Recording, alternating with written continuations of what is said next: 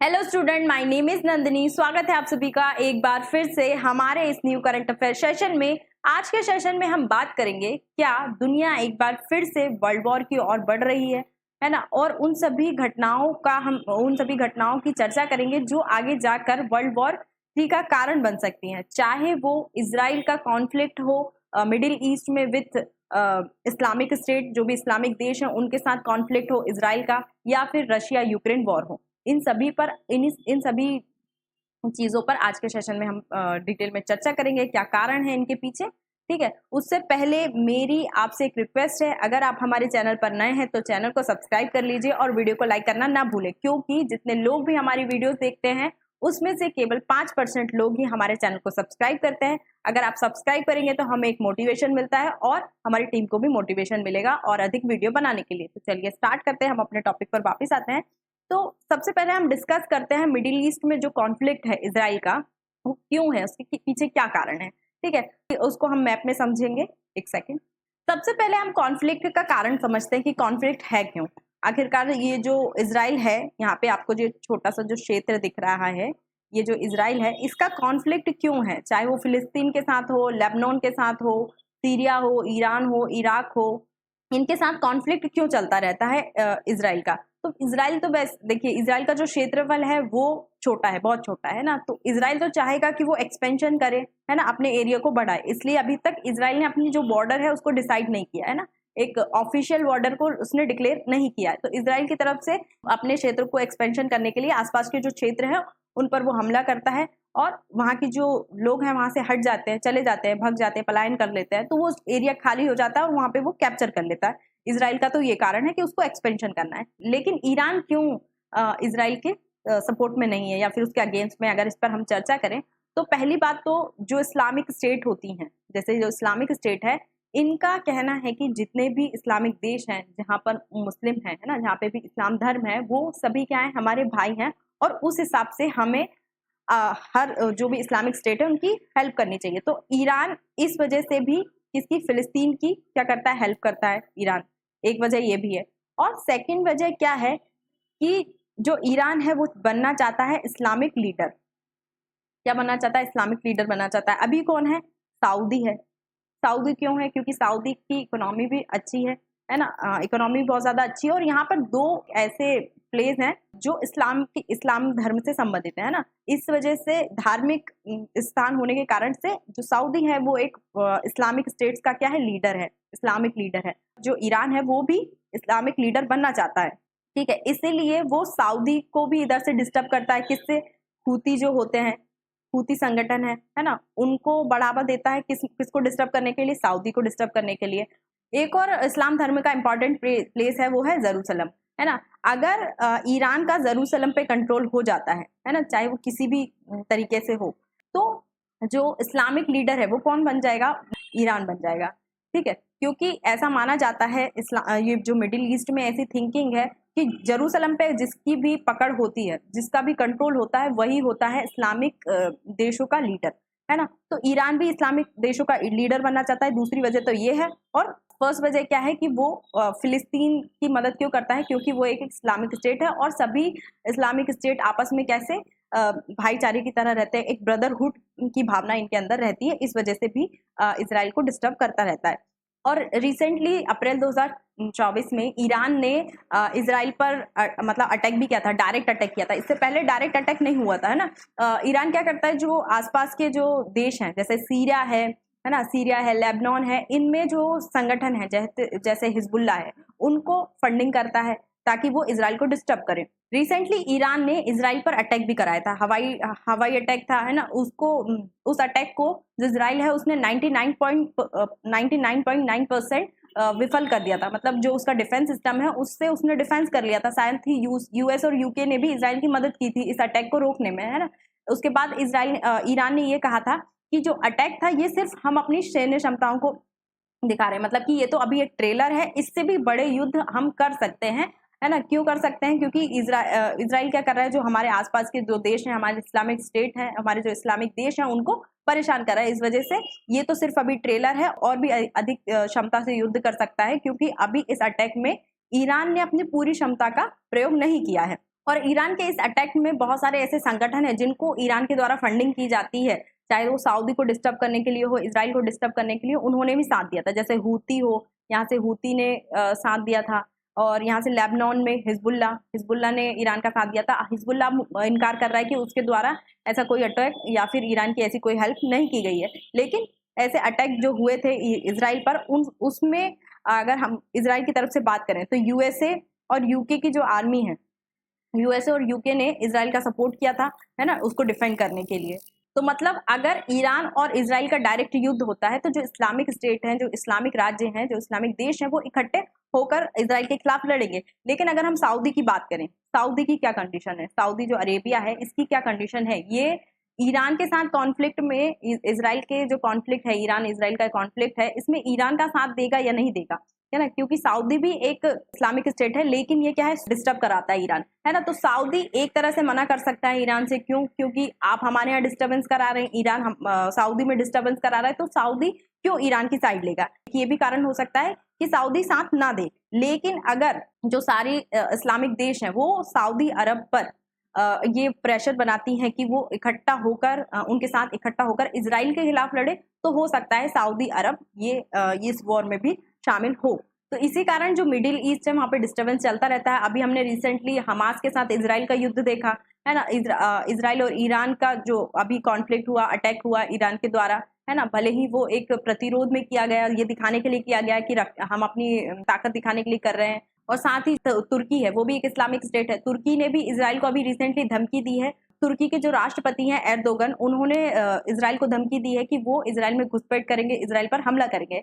और इजराइल ने इसी का जवाब देते हुए कहा कि तुर्की के जो राष्ट्रपति हैं वो सद्दाम हुसैन की राह पर चल रहे हैं। सद्दाम हुसैन को जिस तरीके से फांसी दी गई थी, उनकी भी ऐसी हालत हो सकती है अगर वो ऐसी बातें करेंगे, ऐसा उनके द्वारा कहा गया। लेकिन अगर हम इजराइल की बात करें, क्या वो ईरान के साथ युद्ध के लिए तैयार है या नहीं, इस पर अगर हम चर्चा करें तो इजराइल का भी जो फिलिस्तीन के साथ, मतलब फिलिस्तीन में गाजा पट्टी पर हमास के साथ जो युद्ध हुआ था, उसमें उसकी बहुत सारी रिसोर्स, सैन्य रिसोर्स खर्च हो चुकी हैं, और अभी उसके पास इतना गोला बारूद या फिर सैन्य रिसोर्स हैं वो उतनी ज्यादा नहीं है, उनकी कमी है ना। और जो अमेरिका है उसने भी इजराइल को बोल दिया है कि अगर आप मतलब पहले अटैक करेंगे, है ना, डिफेंसिव अटैक करेंगे, तो यूएसए और यूके आएंगे और इजराइल को डिफेंड करेंगे। लेकिन अगर आप पहले अटैक करेंगे तो यूएस और यूके इजराइल की हेल्प नहीं करेंगे, ये भी यूएस के द्वारा क्लियर कर दिया गया है। साथ ही ये भी न्यूज आ रही है कि जो इजराइल है वो हिजबुल्ला पर भी अटैक करने की तैयारी कर रहा है, क्योंकि हिजबुल्ला की बहुत ज्यादा इन्वॉल्वमेंट थी।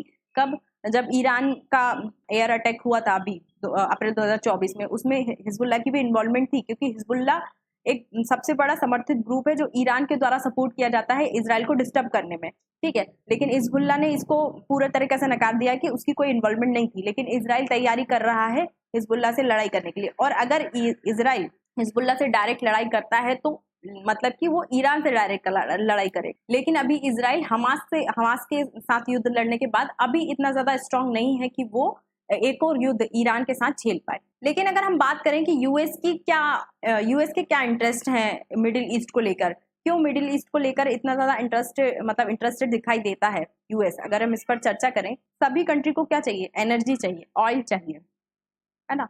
और जो 1979 से पहले ईरान और यूएस के बीच बहुत ज्यादा अच्छे संबंध थे, ईरान से यूएस को बहुत ज्यादा सस्ते दामों में ऑयल मिल जाता था। लेकिन 1979 के बाद जो पीएमआई ईरान में, उन्होंने राष्ट्रीयता की भावना है उसको बढ़ावा दिया और कहा कि जो ईरान का ऑयल है वो ईरान का है और ईरान के बेनिफिट के लिए, ईरान के लोगों के बेनिफिट के लिए उसका उपयोग किया जाना चाहिए। भले ही ईरान तेल बेचकर उस टाइम पर अमीर था, लेकिन केवल कुछ लोग अमीर थे, जो मतलब वहाँ की जो आम जनता है वो गरीब होती जा रही थी। इस वजह से जो ऑयल है उसका उपयोग किस लिए होना चाहिए, वहाँ की जनता को डेवलप करने के लिए होना चाहिए, उनके भले के लिए होना चाहिए। लेकिन जब से वहाँ पर ऐसी राष्ट्रीयता की भावना आई है कि हम अपने तेल को अपने देश के बेनिफिट के लिए यूज करेंगे, तब से वहां पर यूएस की जो दखल अंदाजी है वो बढ़ने लगी है। इसलिए इजराइल को कौन सपोर्ट कर रहा है, यूएस सपोर्ट कर रहा है। यूके भी क्या चाहता है, ऑयल चाहता है, इसलिए यूएस और यूके इजराइल को सपोर्ट करते हैं ईरान के खिलाफ, है ना। यहाँ पर रशिया और चाइना भी मिडिल ईस्ट पर अपना कंट्रोल बनाना चाहते हैं। चाइना बेल्ट रोड इनिशिएटिव के द्वारा करना चाहता है। वैसे तो रशिया को ऑयल की इतनी जरूरत नहीं है, लेकिन जो यूक्रेन के साथ उसका कॉन्फ्लिक्ट चल रहा है और यूएसएसआर का जो एम्पायर था उसको पाने की कहीं ना कहीं रशिया भी एक इच्छा रखता है। तो जो उससे टूटे हुए देश हैं, जो रशिया से टूटे हुए देश हैं, वो भी चाहता है कि उन पर उसका कंट्रोल हो।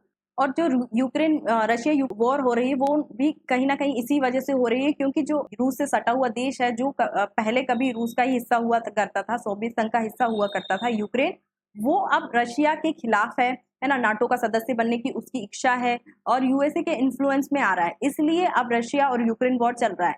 और यूएस ने जिस प्रकार से एशिया को काउंटर करने के लिए पाकिस्तान का उपयोग करा था, है ना, पाकिस्तान को फंडिंग करता था, उसी प्रकार से मिडिल ईस्ट को काउंटर करने के लिए अब यूएस इसराइल को यूज कर रहा है।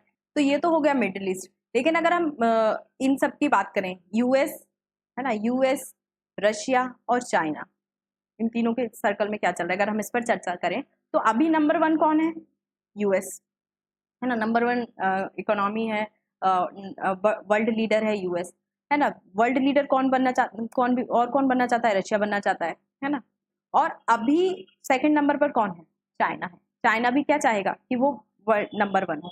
तो यूएस का उन देशों के साथ कॉन्फ्लिक्ट चलता है जो नंबर 1 की रेस में है। जैसे रशिया, पहले रशिया बनना चाहता था, मतलब रशिया अब इकोनॉमी में यूएस से बहुत ज्यादा पीछे है, लेकिन टक्कर तो देता है रशिया। ठीक है, इतने सारे सैंक्शंस के बावजूद भी एक हाई इनकम कंट्री बन चुका है रशिया। यूएस ने जितने भी सैंक्शंस लगाए उसके बावजूद भी एक हाई इनकम कंट्री है अभी रशिया। और चाइना जितनी तेजी से डेवलप कर रहा है, उसकी इकोनॉमी जितनी तेजी से डेवलप कर रही है, उतनी ही तेजी से जो यूरोप है या यूएस है, इनकी जो ग्रोथ है, इकोनॉमिकल ग्रोथ है, वो क्या हो रही है? नीचे जा रही है ना। तो जो यूएस है उसको कहीं ना कहीं डर है कि जो चाइना है वो कहीं उसकी पोजीशन ना ले ले, है ना। इस वजह से यूएस इंडिया का उपयोग करना चाहता है एशिया में काउंटर करने के लिए, है ना, एशिया में या फिर चाइना को काउंटर करने के लिए। लेकिन इंडिया क्या है? इंडिया इस पॉलिसी को समझता है यूएस की, इस वजह से वो यूएस की बातों में नहीं आता है। लेकिन पाकिस्तान पहले आता था, इस वजह से पहले एशिया को काउंटर करने के लिए यूएस पाकिस्तान का उपयोग करता था, अभी इसराइल का मिडिल ईस्ट में कर रहा है। यूक्रेन की सिचुएशन भी कुछ हद तक इसराइल की तरह है। जैसे मिडिल ईस्ट को काउंटर करने के लिए इसराइल का उपयोग, उसी प्रकार रशिया को काउंटर करने के लिए यहाँ पे यूक्रेन का उपयोग किया जा रहा है ना। वहीं पे अभी जो रिसेंटली अमेरिका है, उसने अमेरिका ने जर्मनी में अपने जो मिसाइल हैं उनको तैनात करने की घोषणा की है। इसी के जवाब में जो रूस के राष्ट्रपति हैं व्लादिमीर पुतिन, उन्होंने कहा है कि अगर अमेरिका के द्वारा जर्मनी में अगर ऐसी मिसाइलों की तैनाती की जाती है तो वो भी उन सैंक्शंस को नकारते हुए जो उसे मध्यम और कम रेंज की मिसाइल को डेवलप करने के लिए, प्रोडक्शन करने के लिए रोकते हैं, उसको नकार देगा, उस टेंशन को इग्नोर कर देगा, क्योंकि वो एक तरफा है। अगर जर्मनी में अमेरिका की बड़ी रेंज की, ज्यादा अधिक रेंज की मिसाइल की तैनाती की जाती है, ठीक है। वहीं रूस के साथ चाइना को काउंटर करने के लिए जापान में जो मिलिट्री कमांड है उसको अपग्रेड करने पर अमेरिका के द्वारा वर्क किया जा रहा है ना। ये घोषणा कर दी गई है कि जो अमेरिका की मिलिट्री कमांड है जापान में, उसको अपग्रेड किया जाएगा, ऐसी घोषणा अमेरिका के द्वारा कर दी गई है। लेकिन अमेरिका की हर एक घोषणा पर रूस और चीन की भी नजर है ना। रूस और चीन भी बहुत हद तक चुप नहीं बैठने वाले, है ना। अभी रिसेंटली एक न्यूज आई थी कि जो रूस और चाइना के बॉम्बर हैं वो अलास्का के पास जो इंटरनेशनल एयर स्पेस है उसमें देखे गए हैं, है ना। अब वो वहां पर क्यों वहां पर गए थे? क्या ये कोई किसी प्रकार की टेस्टिंग थी रूस और चाइना के द्वारा? अभी तक ये कुछ साफ नहीं है, लेकिन ये भी एक घटना हुई है जिससे अमेरिका और कनाडा दोनों ही चिढ़ गए हैं। लेकिन इन सभी घटनाओं का कंक्लूजन क्या निकलता है? क्या ये वर्ल्ड वॉर 3 की और दुनिया को ले जा रहे हैं, ये कंक्लूजन है या नहीं? तो देखिए, जो इसराइल और मतलब ईरान के बीच जो कॉन्फ्लिक्ट चल रहा है, तो अभी इसराइल तो डायरेक्ट ईरान पर अटैक करने की कंडीशन में नहीं है, क्योंकि हमास के साथ अभी उसके साथ जो भी हथियार थे वो धीरे धीरे खत्म हो गए, कम पड़ रहे हैं ना। तो अभी तो फिलहाल जो ईरान और इसराइल, इनके बीच डायरेक्ट युद्ध तो नहीं होगा, प्रॉक्सी वॉर होंगी। प्रॉक्सी वॉर मतलब शैडो वॉर या प्रॉक्सी वॉर हो सकती है उनके। प्रॉक्सी वॉर या शैडो वॉर मतलब कि जैसे साइबर अटैक हो सकते हैं, या फिर किसी संगठन के द्वारा ईरान पर, इसराइल पर हमले एक दूसरे के ऊपर कर पाए, है ना। दोनों डायरेक्ट नहीं लड़ेंगे, इनडायरेक्टली लड़ सकते हैं, है ना। वहीं अगर हम यूएसए और चाइना और रशिया की बात करें, क्या ये दोनों एक साथ लड़ेंगे? तो अभी यूएस में जो चुनाव होने वाले हैं उसमें डोनाल्ड ट्रंप के जीतने की संभावना ज्यादा है। तो रशिया और यूक्रेन वॉर के संबंध में उन्होंने कहा है कि वो डायरेक्ट एक कॉल में इस वॉर को खत्म कर देंगे। और यूएस में भी ऐसा नैरेटिव होने लगा है कि हमारा देश क्यों यूक्रेन वॉर में इतना पैसा खर्च कर रहा है, क्योंकि वॉर तो हमारी है नहीं, वॉर जो है वो यूक्रेन और रशिया के बीच है, तो हम क्यों उसमें इतना ज्यादा पैसा इन्वॉल्व कर रहे हैं। वहीं साथ ही यूएस ने इजराइल को भी ये बोल दिया है कि अगर आप डायरेक्ट वॉर लड़ते हैं, है ना, डिफेंसिव वॉर लड़ेंगे तो हम आपका साथ देंगे, लेकिन डायरेक्ट अगर आप पहला हमला करेंगे तो हम आपका साथ नहीं देंगे। तो मिडिल ईस्ट में तो अभी फिलहाल वॉर होने की संभावना नहीं है। अगर हम इधर एशिया में बात करें तो यूएस को ऐसा कोई मिल नहीं रहा है ना, जो हेल्प कर पाए, या फिर एक स्ट्रेटेजिक लोकेशन एशिया में मिल नहीं पा रही है जो चीन और रशिया को वो काउंटर कर पाए। लेकिन हाँ, बड़ी जो वॉर है, मतलब जो वर्ल्ड वॉर है, तब तक नहीं होंगे जब तक कि जैसे यूएसए, रशिया, चाइना ये आमने सामने से नहीं लड़ते, डायरेक्ट नहीं लड़ते। अभी कोल्ड वॉर हो रही है, इस पर टेंशन उस पर टेंशन लगाते रहेंगे, लेकिन अगर दोनों डायरेक्ट, जो बड़े देश हैं, अगर दोनों आमने सामने आते हैं, डायरेक्ट लड़ते हैं, तो वर्ल्ड वॉर की स्थिति हो सकती है। तो आज के सेशन में इतना ही। आई होप आपको ये सेशन पसंद आया होगा, समझ आया होगा। अगर आपको ये वीडियो पसंद आई है तो चैनल को सब्सक्राइब कर लीजिए, वीडियो को लाइक करना ना भूलें। और आपकी क्या राय है वर्ल्ड वॉर 3 को लेकर, क्या वो हो सकती है? इन सभी घटनाओं को लेकर आपकी क्या राय है? क्या वर्ल्ड वॉर 3 हो सकती है और इसमें किसको फायदा होगा, किसको नुकसान होगा, है ना? वर्ल्ड वॉर 3 हो, भले ही फायदा किसी को भी, किसी भी देश को, लेकिन एट द एंड जो परेशान होंगे वो आम नागरिक होंगे, देश के जो आम जनता है वो परेशान होगी, क्योंकि जब भी वॉर होती है उसमें आम नागरिकों को अपनी जानें गंवानी पड़ती हैं, अपने घर छोड़ने पड़ते हैं। ठीक है, तो आपकी क्या राय है, आप हमें कमेंट में लिखकर जरूर बताइए। ठीक है, और ऐसी वीडियो के देखने के लिए आप हमारे चैनल को सब्सक्राइब कर सकते हैं। Thank you.